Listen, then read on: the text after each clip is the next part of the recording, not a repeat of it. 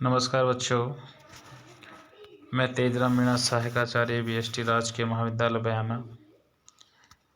आज का अध्याय जो है उसमें हम वित्तीय विवरण विश्लेषण की दो तकनीकों का अध्ययन करेंगे। पहला है रोकड़ प्रवाह विवरण विश्लेषण, दूसरा है सम विच्छेद विश्लेषण। सम विच्छेद विश्लेषण है जो आपको कॉस्ट अकाउंटिंग में मिलेगा, आपको फाइनेंशियल अकाउंटिंग में मिलेगा, आपको मैनेजमेंट अकाउंटिंग में मिलेगा। बहुत ही महत्वपूर्ण टॉपिक है। अब रोकड़ प्रवाह विवरण विश्लेषण है यानी cash flow statement. Fund flow statement का जो अध्ययन है वो पिछले अध्याय में कर चुके हैं। इसमें आज हम अध्ययन करेंगे रोकड़ प्रवाह विवरण क्या है।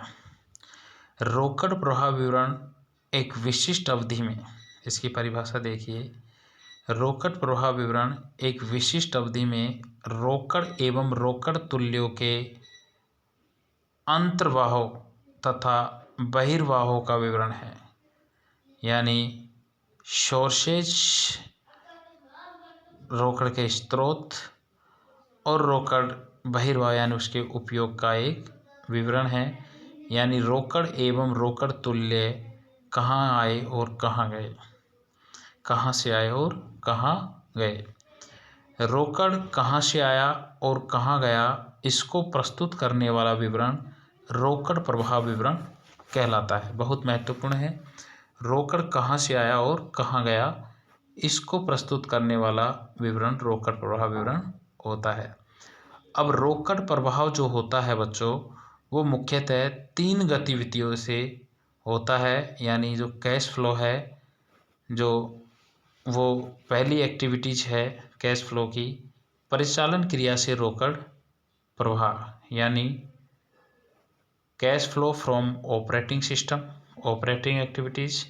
दूसरा है विनियोजन क्रिया से रोकड़ प्रवाह यानी cash flow from investing activities.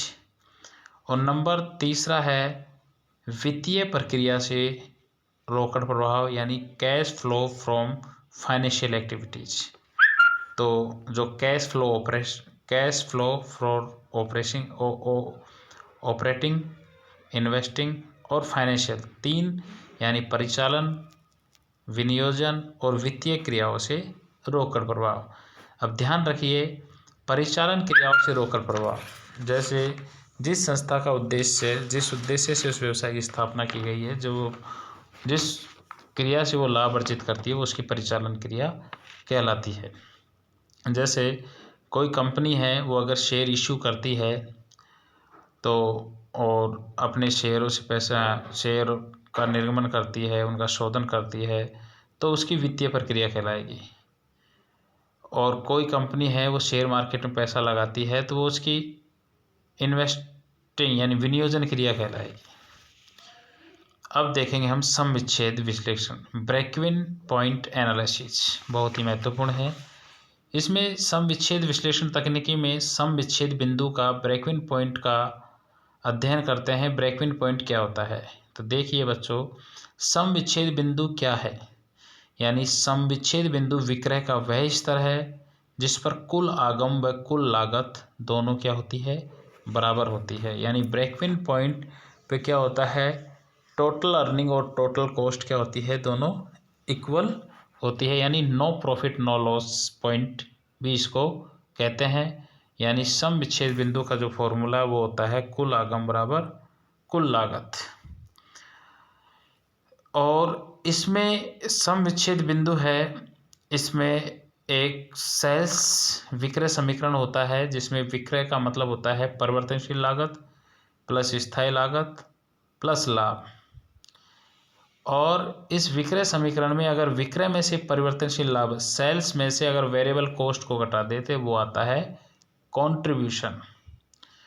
और पीवी रेशो क्या होता है इसमें सम विच्छेद विश्लेषण तकनीक में, प्रॉफिट वॉल्यूम रेशो, यानी contribution upon sales multiply so, यानी जो अंशदान है वो विक्रय का कितना प्रतिशत है, वो कहलाता है पीवी रेशो।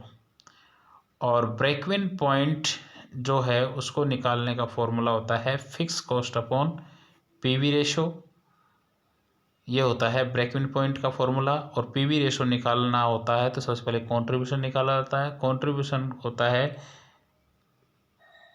सेल्स में से वेरिएबल कॉस्ट को घटा दो, कंट्रीब्यूशन हो गया। और कंट्रीब्यूशन का सेल्स पर कितना % है कंट्रीब्यूशन, वही हो गया उसका पीवी रेशो। और ब्रेक इवन पॉइंट हो जाएगा fix cost upon PV ratio. धन्यवाद।